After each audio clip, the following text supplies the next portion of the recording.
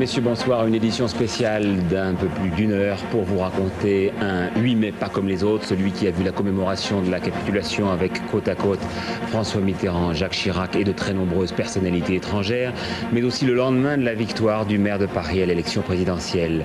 Donc vous aurez dans ce journal tout sur les moments forts de la soirée d'hier, de la journée du nouveau président, de la fête à Paris, dans les régions, les résultats détaillés, les reports de voix, la future équipe Chirac, les premières mesures économiques à attendre, l'avenir de Lionel Jospin, les conséquences pour les municipales du mois prochain, les réactions à l'étranger, Washington, Londres, Berlin et l'Afrique. Mais tout d'abord, un rappel, celui des résultats définitifs, 52,64% pour Jacques Chirac, dont la première journée a été très chargée, des Champs-Élysées à l'Hôtel de Ville, en passant par des entretiens avec Michel Debré et Alain Juppé. François Bachy, Philippe Morand, Philippe Charlier.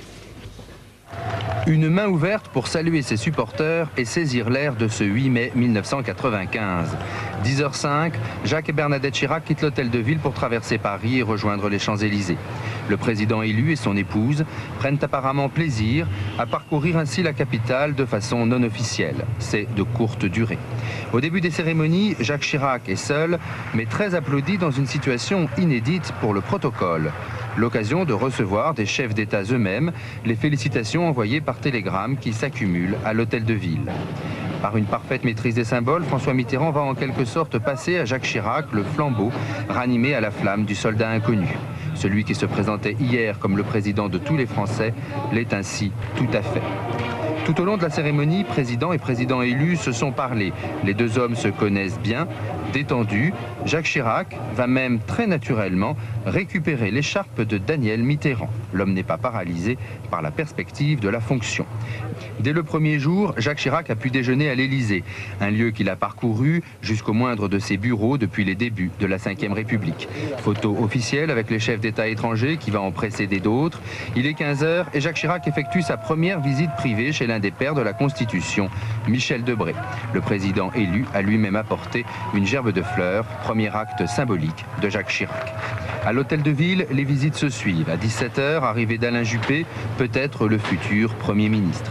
1h30 de réunion de travail et Jacques Chirac doit déjà regagner la salle des fêtes pour y recevoir, comme tous les ans, les anciens combattants. Un discours de maire, mais qui prend un relief particulier, notamment sur le message de la résistance. Ce message de volonté et d'espoir qui, 50 ans après, dans notre monde en crise, est toujours aussi actuel, nous ne devons pas, nous ne pouvons pas l'oublier. C'est une leçon de courage, d'audace, de générosité, à laquelle nous devons rester toujours fidèles, car elle fait l'âme de la France. Cette âme de la France qu'avait portée pendant près de 5 ans un homme exceptionnel, le général de Gaulle. Après un rapide bain de foule, Jacques Chirac a rejoint son bureau. Il y travaillera sans doute jusque tard dans la nuit.